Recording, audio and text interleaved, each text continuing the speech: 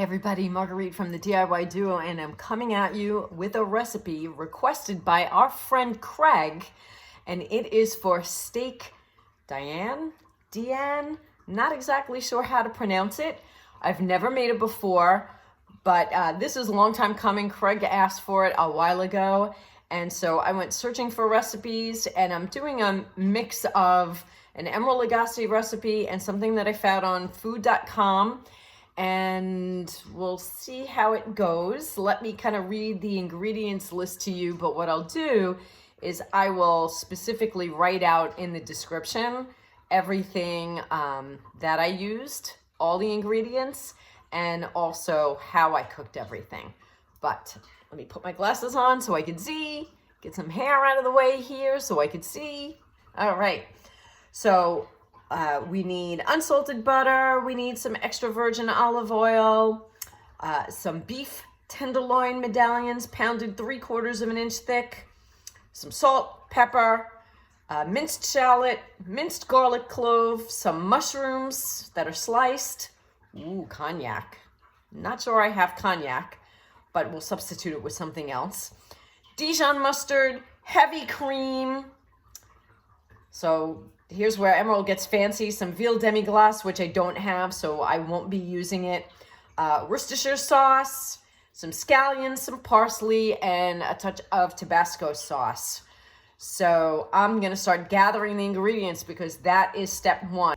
What I've done so far is I've chopped the shallot. It was about half of a large size shallot and 2 cloves of garlic. And then in here, I chopped about, I would say, a tablespoon of scallions and maybe 2 teaspoons of parsley. Now what I'm getting ready to do, can you see? Yes, is pound down the beef tenderloin just a little bit. And I'm gonna use my handy dandy mallet. All I did was I put it in between 2 pieces of cling wrap, and I'm just gonna pound it to about 3/4 of an inch thickness. All right, it's gonna make a lot of noise, but you get the gist. So I'm doing this to both of our 2 medallions because there's just one for me and one for John. Okay, the pounding is done. I've also got my mushrooms ready as well. And so we're gonna get started, and the first thing we need to do is get some butter and the olive oil going. And I really just eyeball it. So it would be 2 tablespoons of olive oil and the butter. Let's get this cooking. We have to salt and pepper our pounded medallions.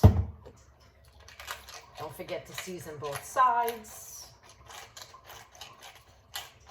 A lot of people don't do that. And Emeril doesn't like one-sided tasting food. He tells you that all the time. Let's turn this over. And do it to the other side.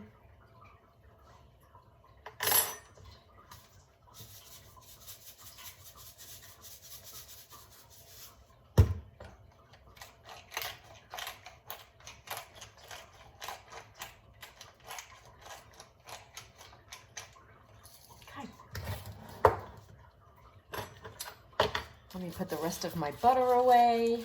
I've got all of my other ingredients out, which is the Worcestershire sauce, and we needed a little Dijon mustard. We've got some cream. I have 1/3 cup of cream here. I might add a little more. And we're gonna use, because this is all I have, is Grand Marnier. We're gonna use a little bit of that and see how it comes out. All right, let's get this going in the pan.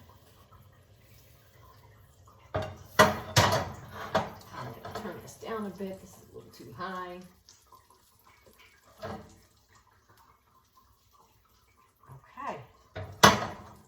Let's get to browning our meat.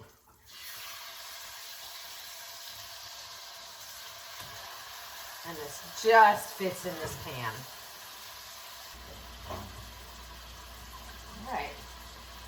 So we're going to give this a minute on one side and a minute on the other. And then it goes back in the dish.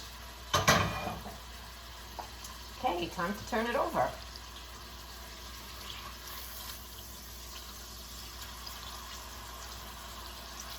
And maybe what I'll do is I'll flip them. All right.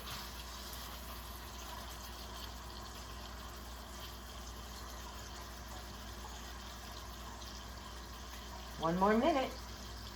Out they go. We're going to tent it, like I said.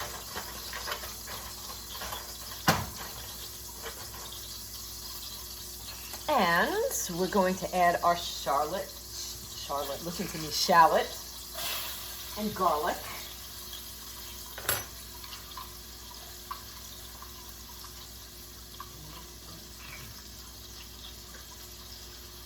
And we're going to stir that around.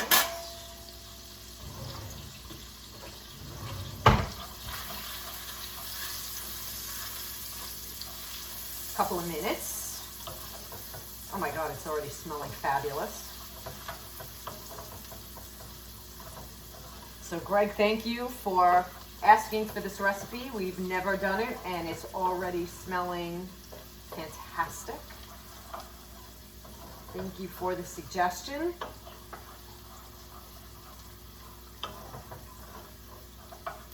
Okay, so it says after that, add the mushrooms. So here we go with our mushrooms. And John likes mushrooms, so we're using a whole package of mushrooms.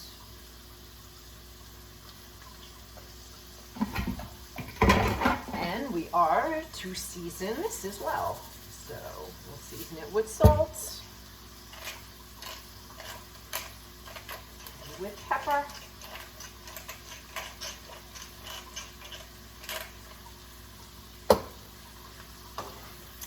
and how long are we doing that for? Till fragrant and soft. A couple of minutes. Okay.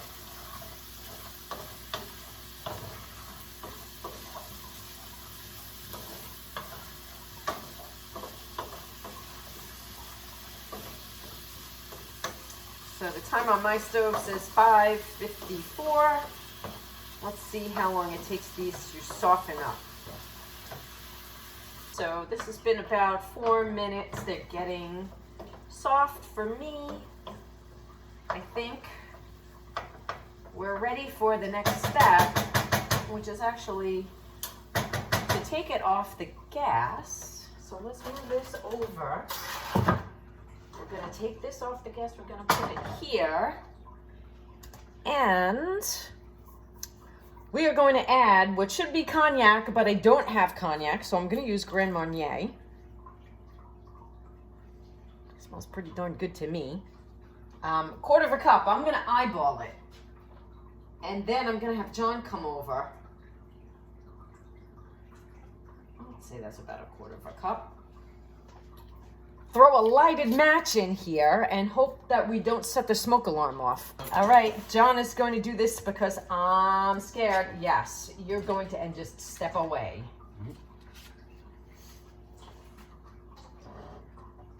Watch the eyebrows, watch the head, watch the buck's hat especially. Watch. That's supposed to light up? Yes. Didn't light up so well. All right. We'll go. All right, we're just gonna boil the alcohol out, Craig. Yeah, it's a failure as far as you need pure. We're just gonna boil the alcohol out. You need like a pure, like flammable alcohol. This is 40% alcohol. It's okay. We're back in business. And it's gonna be a little different. We're just gonna burn the alcohol off this way. No big deal.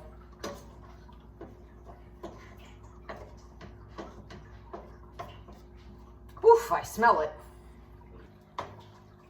As we burn the alcohol off, it smells fabulous. See?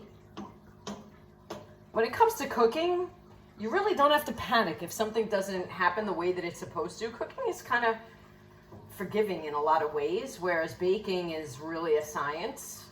Like, you have to follow the baking directions pretty consistently and not veer away from it at all, because you can have catastrophic results. But when you're cooking, you could take liberties. You don't like something, leave it out. You like something, put more of it in. Taste, salt, pepper things to taste. We didn't light up the cognac. We didn't even have cognac. We're using Grand Marnier. It didn't light up. That's okay. We're burning it off just the same.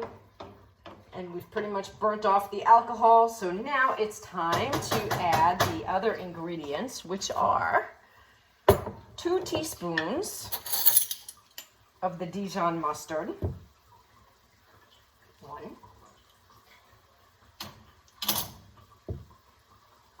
2. And again, if you see, I'm not making it picture perfect. 2 teaspoons of the Dijon mustard and the cream. So in goes the cream.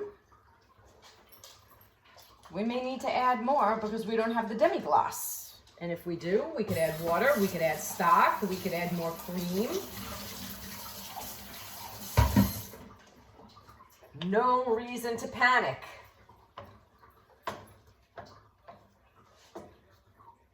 Okay. And we need it on moderate heat, which it is. And we're just going to let this simmer a bit.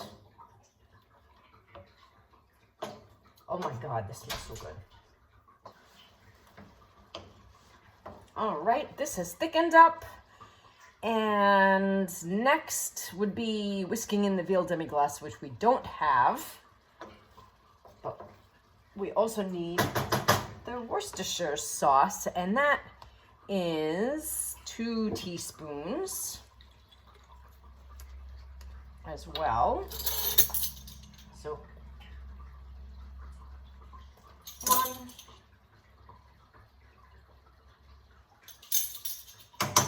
2,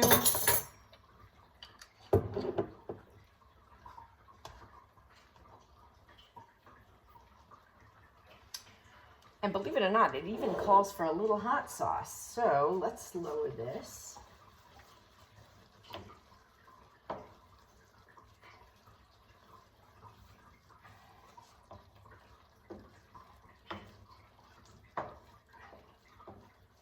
It wants the scallions and the parsley.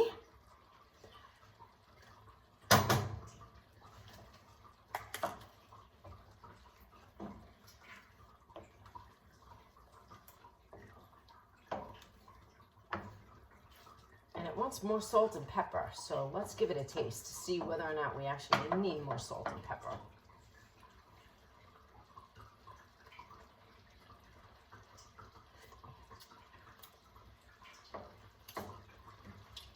I don't think it needs more salt and pepper. But again, we're not so big on salt. I think it's good. And maybe we'll throw in a little bit of hot sauce. And see what that does. And you know what? And now it's time to put the steaks back in and cook them a little bit more. So 1, and I'm putting these juices back in too. 2, along with the juices.